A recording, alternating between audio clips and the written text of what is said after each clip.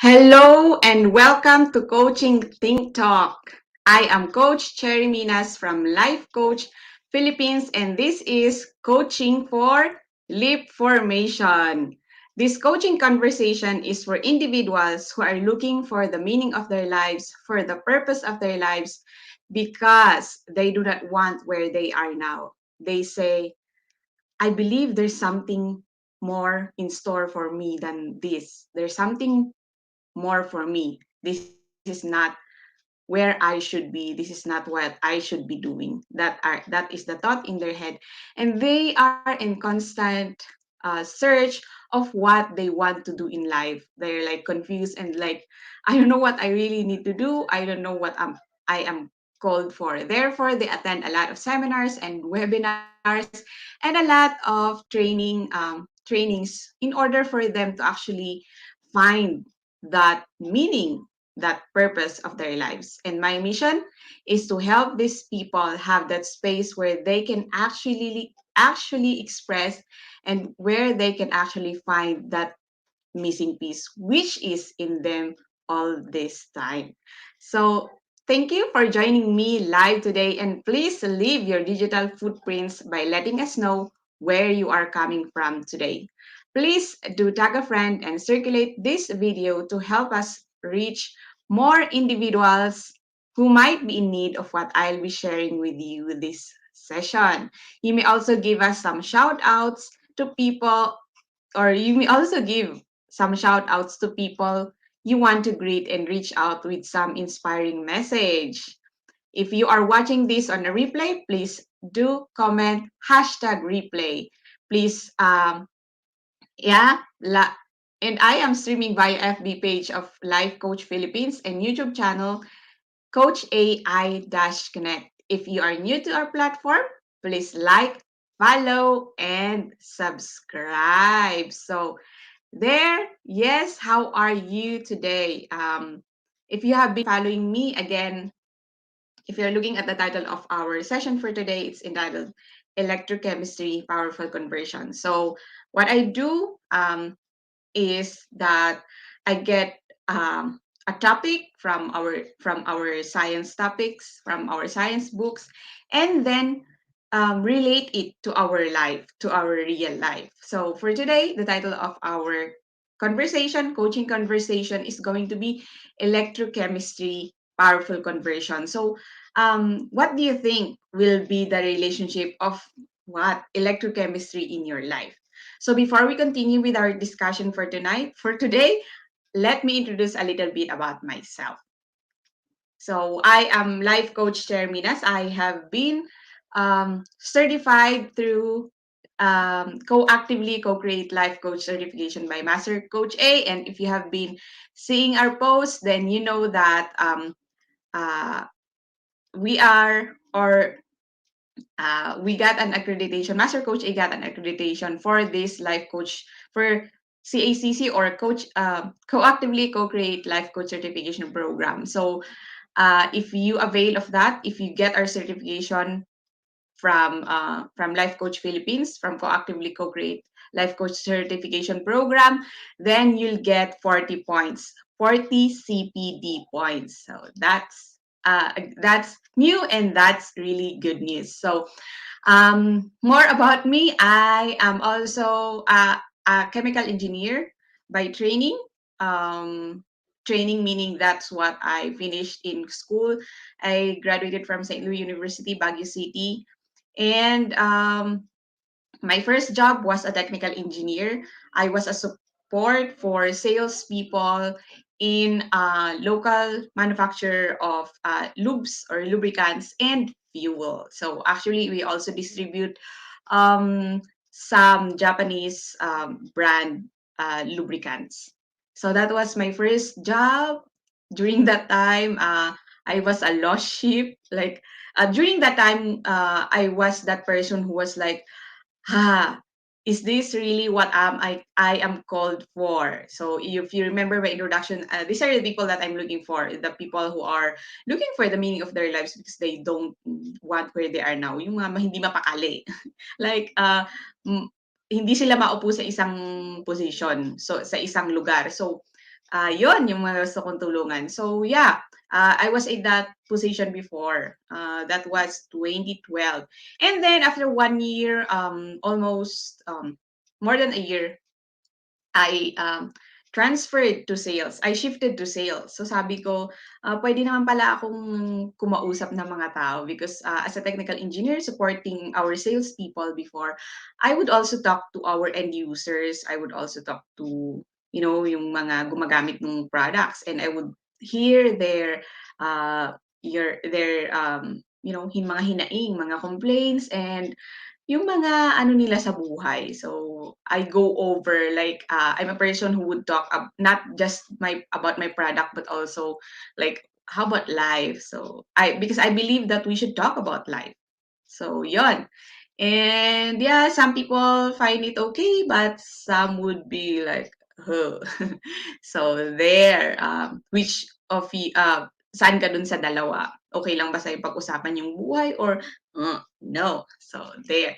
And yeah, I have been in that position as a technical sales executive for 8 years now. So for 3 years, I was assigned in Mindanao. So hello sa mga friends ko sa Mindanao. And I covered most industries. And when I was assigned in Metro Manila in the near provinces, I was assigned for food manufacturers. And now I am catering to pharmaceuticals mostly and some or a few government laboratories. So yun, mga lab equipment kasi yung binibenta namin. And I'm still connected in that company. So that's my full-time job. So life coaching is actually my part-time. So there. And I am also a travel bag. I love to travel. So sino dito yung mga mahilig mag-travel? So sana tayo pupunta sa next. So di ba, marami sa atin ang hindi travel for a long time now because of the pandemic. I am also Master Builder Apprentice of Master Coach Ace MBA program or Master Builder Apprenticeship program. And as a Master Builder Apprentice, I help you make your unstoppable dream come true. We create tribes. So who are the MBAs there? Type it in there, #MBA. And as a tribe builder, I built or I created this tribe, the Delta FX community, to actually help those people na nabanggit ko kanina. So first, let's talk about the name of this one. So sobrang timely siya kasi sinasabihan nga nila ako na where did you get the Delta?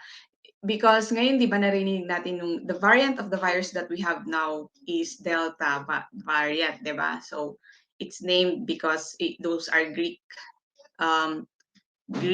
letters, di ba? So, Delta naman is another Greek letter symbolized by a triangle, and it means change or transformation. So, kinuha ko siya sa chemical equations. Pag nakakita ka ng delta or triangle sa equation, meaning there's heat added or there's heat release. So, may transformation na nangyari, kaya may heat na added or merong na-release na heat.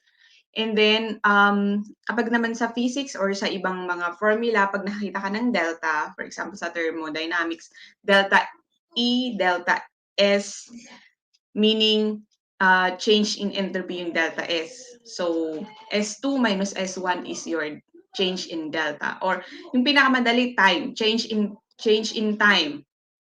So, ilang oras yung nagdaan? Let's say 4 hours kung nagawa tong trabahong to. So, meron kang delta T. So, ang delta T mo dun is 4 hours. Ang delta T, delta, so triangle, tapos small letter T. So, yon. And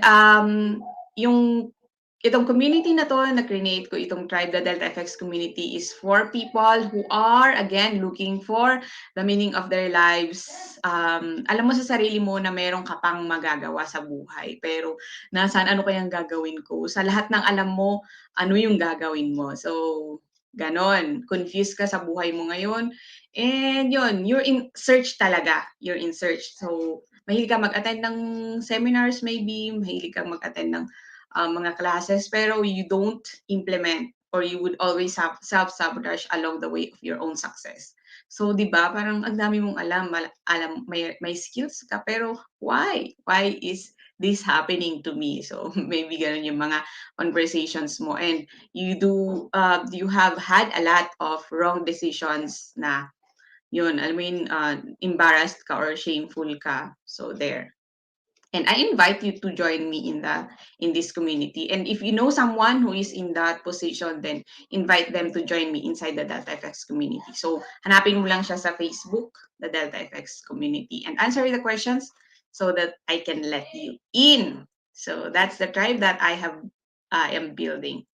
And ang idea ko dito sa Delta FX community, I believe that we all have superpowers. I believe that you have that innate something, you have that gift from God. Alam mo yun, meron kang something na to bring into the table. Hindi ka yung alam mo yung pinanganak na wala lang. Meron kang mission, meron kang magagawa sa mundong ito. And why is it that you feel that you don't have, or why is it that you cannot implement and you cannot, you cannot grow, you cannot move further? Then join me in this community. Kung yun yung question mo. So there. And then, since you are here, I would like you to be intentional with your time, because yes, it may be a cliche, but I believe that time is gold. Ang time mo ay hindi na maibabalik. So, yan. Kaya naman, if you're here, I would like you to get what you can take and then share it in your social media accounts with the hashtag #PackMyBagMoment and then hashtag Coaching Think Talk. This is the program that you are watching, listening in, and hashtag the Delta FX for our tribe. So, yan. So let's continue and let's talk about electrochemistry. So here are some real life yung mga ginagamit natin na application ng electrochemistry. So let's look at these applications para naman matuwa tayo. So when I was in school, I did not, sa module, medyo nasa dulo na tong electrochemistry. And hindi ko talaga siya na-gets when I was studying. Neto lang nung inaral ko before I'm coming in front of you to discuss about this, doon ko siya naintindihan na, yun lang pala yun. So, tingnan natin kung ano nga itong electrochemistry and where is this applied, yung applications niya sa buhay natin. So, first is, saan tayo mag-start? So, dito tayo mag-start sa energy storage. So, yung energy storage, ang nangyayari dyan, so kung meron kang laptop ngayon, if you have a tablet or you have your phone, then may lithium battery ka, ibig sabihin, yun ay application ng electrochemistry. One application of electrochemistry is energy storage. Di ba yung lithium, yung battery mo, it stores energy. So kahit na hindi naka-plug yung phone mo, nagagamit mo siya, may power na nagagamit yung phone mo. And then, kung makikita mo, there's an arrow between energy storage and energy conversion. Because you cannot convert kapag walang storage. And actually, kaya siya double-headed arrow is because you can actually from energy conversion, you can actually store the energy. So, kag sa energy conversion naman, let's say, you have generated an electricity from wind power or yung ano ba halimbawa sa solar. So mako-convert mo yung energy and pwede mo siyang store. So yun na yung papasok yung mga pag-split ng hydrogen. So yan. So yan siya kasi 'di ba ang hydrogen is H2. So pag in-split mo siya, H plus na lang siya. So yun yung energy conversion. So itong mga topics na to, just giving you a short description or short description about the examples, but you can actually read about it. And they are big, they have their own, alam mo yun, area, and this is something big that people studies. So, like for me, I'm a chemical engineer, pero kahit napag-aralan mo lahat yun, napag-aralan ko lahat yun sa school, hindi naman pwedeng lahat yung gagawin ko. Kaya meron kang expertise, so yun. Kailangan mo siyang, meron kang, kung yun talaga din yung trabaho mo, parang dun ka magiging expert. So yun, pag-usapan natin mga expertise later kasi babanggitin natin yung mental models. So another application ng electrochemistry is industrial electrolysis. So I believe may mga industrial electrolysis sa Laguna area. So yun yung nagpo-produce ka ng aluminum na ginagamit natin. So yun yung mga example ng industrial electrolysis. So may nangyari kasi doon.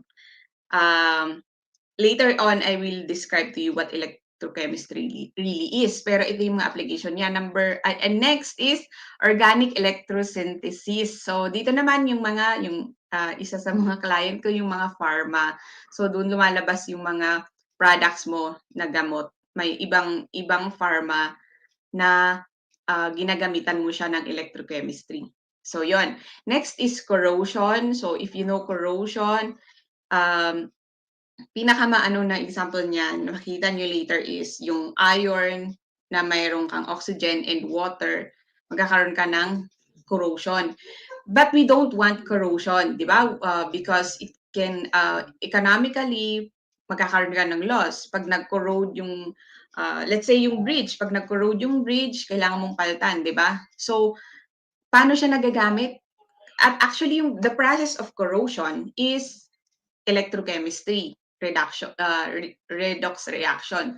So, bakit kailangan natin yang malaman at bakit kahit na hindi naman siya maganda kasi ayaw natin ng corrosion. But if we know yung capacity na mag-corrode ng metal, ng steel, we are able to defend the steel. Meaning, magkakaroon ka ng mga coatings, mga primer maybe, mga paints, so that maiiwasan mo or mapaprolong mo yung life ng metal para hindi agad siya mag-corrode. So dun mo siya magagamit.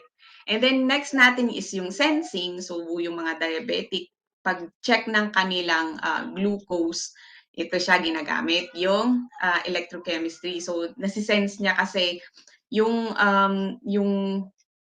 electricity na nare-release is equivalent sa reactant. Kaya naman nagagamit siya dito sa sensing or sa mga sensors. So, yan. Okay, so if you are in these industries, tell us in the comments below nandun ka sa mga industries na to. And yun. Because actually, there's like a corrosion engineer. So they actually study about corrosion and things to do on how you prevent that. Even sa mga barko, di ba may mga corrosion, sa may rin, yan pinag-aaralan talaga yung corrosion. So nag-interest ko kasi yan dati. So yan, kaya di ba pinipaint nila. So mostly makikita mo there are they paint it, they put primer so that corrosion is not immediate. Okay, so let's see more of the applications. So here are some applications, more applications. So again, nabanggit natin yung mga batteries. So car batteries, calculators, and digital watches. And then, banggitin natin yung mga iba kanina. So ayun yung example kanina sa industrial electrolysis is para makapag-produce ka ng aluminum. Alam mo yung aluminum foil, yun yung mga application yan. At marami pang application. Yan, so sodium hydroxide and chlorine. So, chloride yun. And dito naman yung kanining sinabi ko, in addition to that, is ang isang example ay an application is the analysis of chemicals in blood to determine the development of a certain diseases. So doon nagagamit din yung electrochemistry. Kasi nga kanina yung nakita nyo kanina when I said that the reactants is equal to yung current na produce. That's yung mga electrons na release. That's why nagagamit siya dito.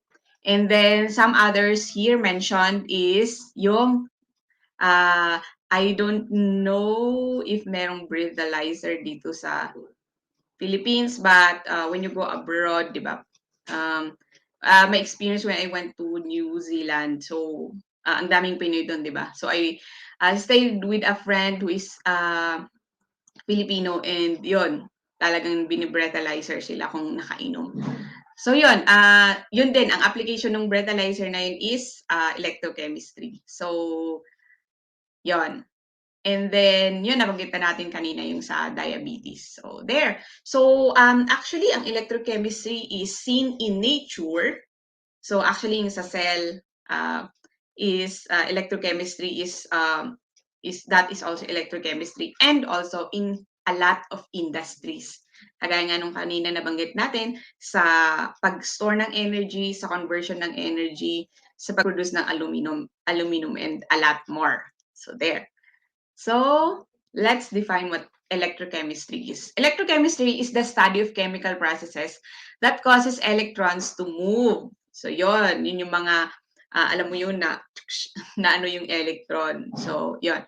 So, the movement of electron is called electricity, which can be generated by movements of electrons from one element to another in a reaction known as redox reaction or oxidation reduction. So, tingnan natin kung ano yung redox na yan.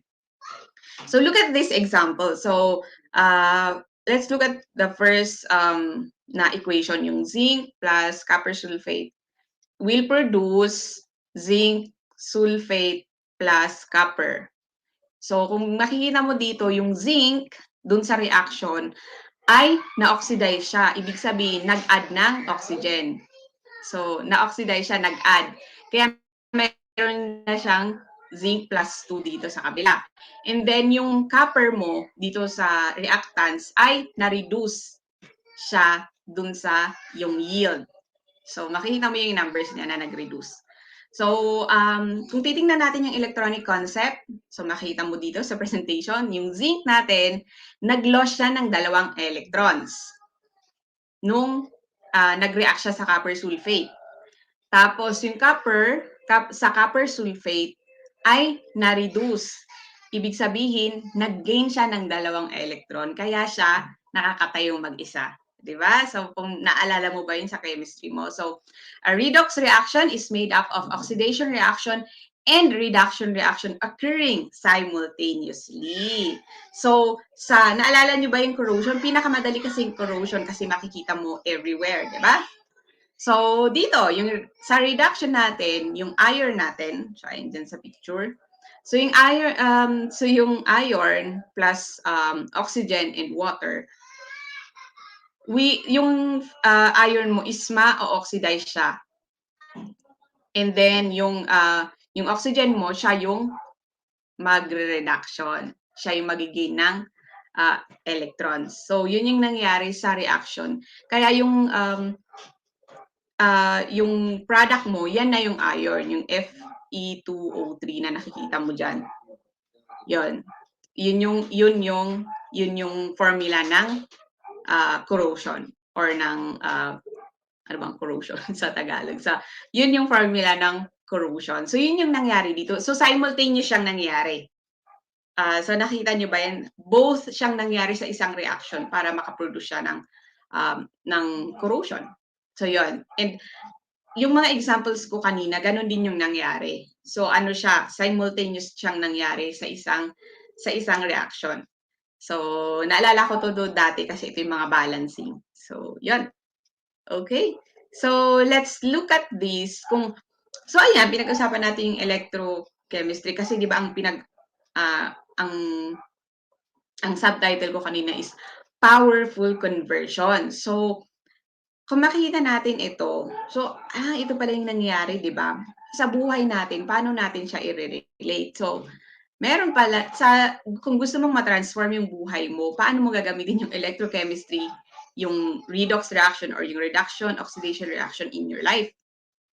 So, your real life redox reaction, yan, di ba? Napakasimple. To-do list. Sino dito yung mga nagkakaroon ka ng to-do list? So, every day meron kang to-do list. Ito yung mga gagawin ko, i-write it on a paper or maybe nasa isip mo, pero mas maganda, di ba, isulat. Ano yung mga gagawin mo? And sino dito, yan, yung maraming to-do list. Let's say, 10 yung to-do list mo, tapos laging 3 lang yung checkan mo dun sa to-do list mo. O kaya, sino dito, 20 ang to-do list, napakadami mong to-do list, di ba? 20 yung to-do list mo, pero still, you still only check 3 of those to-do lists. So, let's say that is your oxidation. Pwede din kasi ito yung reduction mo, depende kung paano mo siya tinitignan. So, that is your to-do list. Diba? So, mahilig, sino dito yung mga mahilig sa to-do list? So, ako mahilig ako to-do list. So, meron ako ditong mga listahan ng mga to-do list. Yan. And then, kasi getting from kailangan siyang simultaneous nangyari sa buhay mo para ma-achieve mo yung success. Para maayos yung iyong product. Kasi di ba yung may reaction ka, tapos may product. So yung reaction mo, yun yung ginagawa mo para maabot mo yung goal mo. So ganun natin siya tinitingnan. So the other one, sobrang simple lang talaga, is meron ka din palang not to-do list. Or sabi ko dito, reduction. Pero sabi ko nga, pwede mo siyang baliktarin, depende kung paano mo siya tinitingnan. So, in my experience, I was liberated because of this to-do list. And I realized, ayan na si to-do list, I realized that the reason why I only get to check, out of my 10 to-do lists, let's say, I only get to check 1 or 2 or 3 of those to-do lists because I do not have not to-do list. So this is my this is a great for me, this has been great introduction. This is great because if you have your to-do list, you have to have your not to-do list. Meaning, if you have your to-do list, you have your not to-do list, you are able to do your to-do list because you have your not to-do list.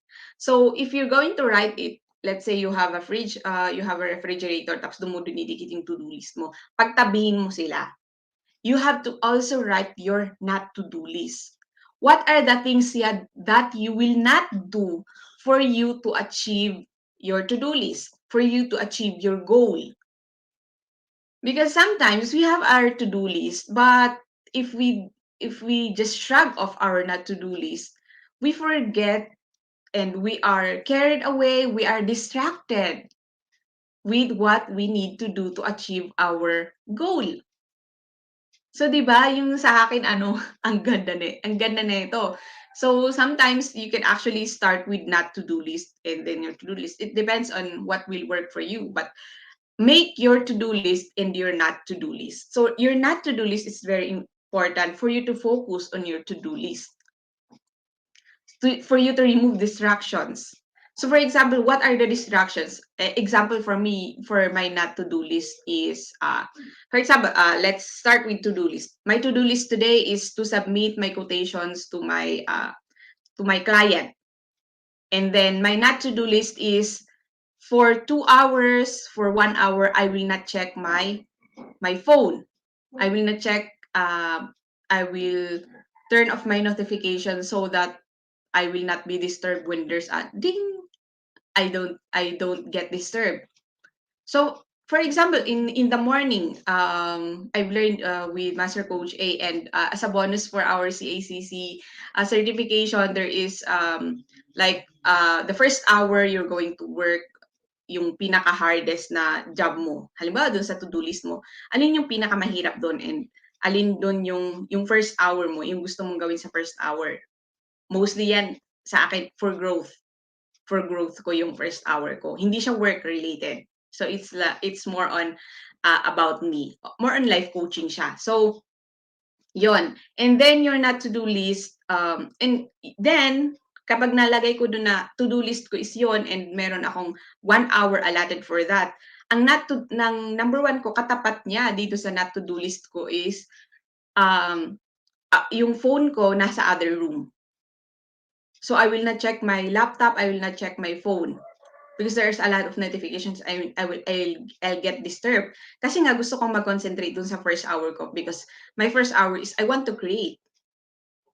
So yon, if you have that, then you do that. And see or connect with any life coaches here kung ano yung naging effect niya sa buhay mo. Kasi sa akin sobrang ganda niya na, oo nga 'no, lagay natin yung not to do list. So ano pa yung mga not to do list mo? So isa yung for me, when I have this power hour, let's say, um, my not to do list is hindi ako magche-check ng phone. So what else are in your not to do list? So halimbawa, gusto mong healthy living ka. Ang not to do list ko is hindi ako kakain ng pansit canton. So something like that. So for you, what will you write in your not to do list? So I'm excited for you. I hope you do your to do list and your not to do list. They should be happening both in your life. They should be simultaneous. Because for me, it really helped when I was able to write my not to do list, the things that I will not do, so that I can do my to do list. So if galing tayo dun sa electrochemistry kanina sa redox reaction, um, para magampanan mo siya, para maganda yung output mo, uh, put there your not to do list. So there, ganun lang siya, ganun lang yung activity. Write your to do list and your not to do list. When are you planning? So for the whole year, nagpa-plan ka ba ng alam mo yun, yung January? So ano yung mga plan mo? So magsulat ka na dun nung, so meron kang goal, meron kang to-do list, and meron kang not to-do list. And then monthly. So yun, sabay natin gawin yan So monthly, ano yung plan mo sa buong month? Ano yung to-do list mo at not to-do list mo? Huwag mong kakalimutan ang not to-do list sa week. So let's say Sunday ang planning mo. Ano yung to-do list mo for the week? Ano yung not to-do list mo for the week? And then, sa day, the night before, so yun yung ano ko sa sarili ko na I want to plan the night before because sometimes, or a lot of times when I wake up and, ano na yung gagawin ko? So, yun, I'm allowing things to just happen to me. So, kailangan yung planning. So, the night before, ano yung to-do list mo, ano yung not to-do list mo. And in the morning, reviewin natin yung to-do list and not to-do list. Ang ganda siyang ilagay mo siya sa workplace para nakikita mo na, to-do list, not to-do list, not to-do list. So, ano ba talaga? So, medyo nare-relate ko din siya dun sa inversion. So, yon, inversion mental model. So, yan. This is my sharing today. So I believe it's so beautiful and it's related to my topic, electrochemistry. So what do you think? I'm open for feedback. So say it there in chat box or you can send me a message. So sabi dito, don't try to overhaul your life overnight. Instead, focus on making one small change at a time. Kagaya nga ng paggawa ng not to-do list. And pwede din naman kasi ang to-do list mo, 3 lang, and then not to-do list mo, 3 lang din. So, a lot of times, we overwhelm ourselves, tapos wala tayong nagagawa. So, over time, those small changes will add up to big transformation. So, don't give up. Ayun nga, sabi nga ni James Clear, atomic habits. Okay. So, again, with all this, alam mo yung, syempre, gusto mo may kausap, you can talk with me, or you can connect with any life coaches here in Life Coach Philippines. I believe and I urge you to talk to a life coach because you are important, you are a champion, and you're a big hero. So there.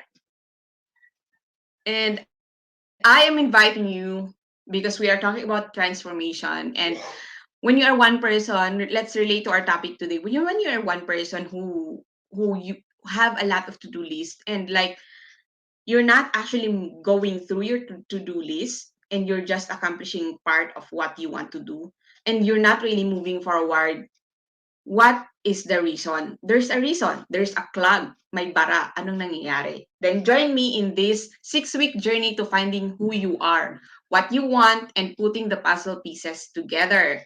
The title of this coaching workshop is An Adventure to Knowing Who You Are Through Self-Encounter. Alam mo yung ma-encounter mo man lang yung sarili mo. Yung mag-meet naman kayo ni self na, oy self, ikaw pala yan self. So there.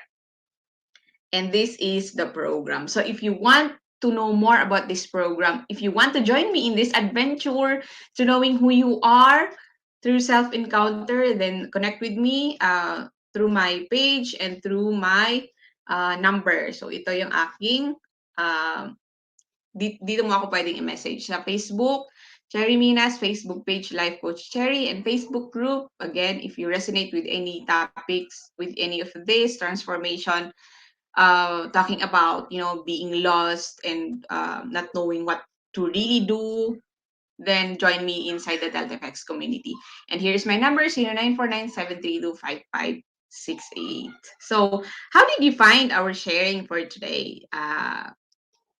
Tell me in the chat box below. I hope you've learned something because, again, I don't want you to waste your time. So again, my reminder is you must have your to-do list and you must also have your not to-do list. Okay? Naka-capital letter na not to-do list. Okay. So there. And as I end this conversation, there, if you are not yet a smart holder of Be Learning e-card and you are still missing all the perks that we enjoy, today is the best time to take action. Connect with Coach Rizal through 0917-586-1661 to join the Be Learning Society, the tent maker of Be Learning Homes for Mental Fitness.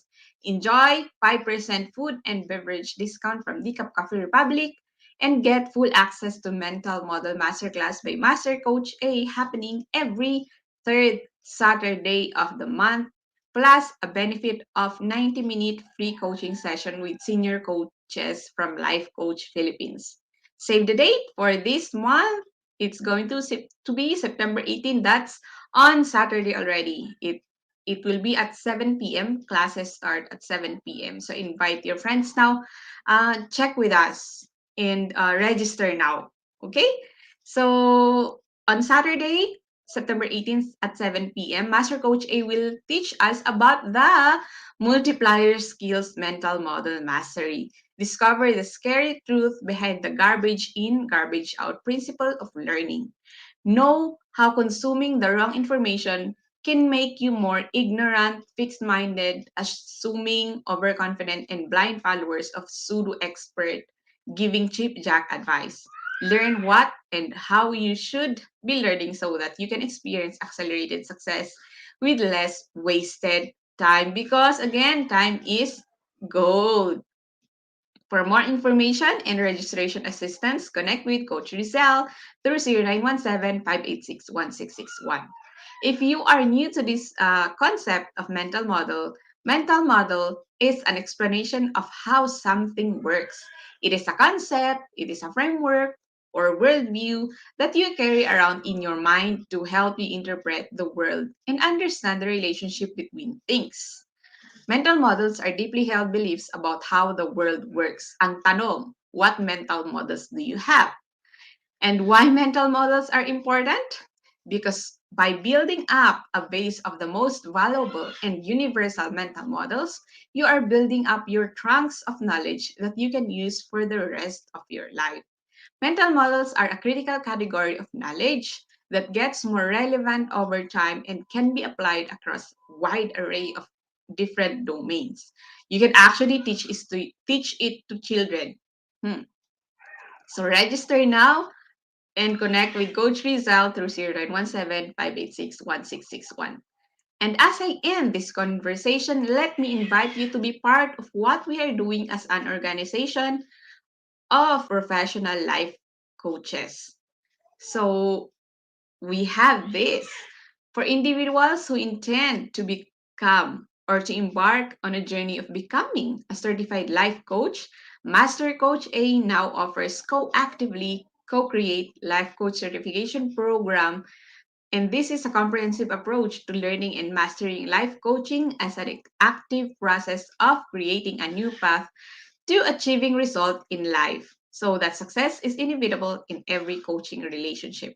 It includes 21-day web-based learning, 3-day live coaching bootcamp with Master Coach A, and 3-day live business bootcamp with senior coaching team.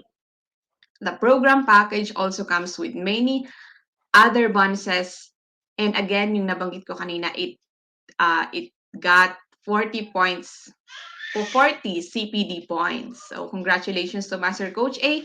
And if you want to know more about this, connect with Coach Rizal through 0917-586-1661 to discover the opportunities waiting for you in this profession. To join us for another coaching conversation later with Coach Rizal for coaching for purposeful living at 4 p.m. Once again, this is Coach Cherry Minas from Life Coach Philippines for Coaching Think Talk. Coaches like us think and talk like this. This is us in the Philippines. Love, bam, boom. Love, bam, boom. Love, bam, boom. Bye-bye.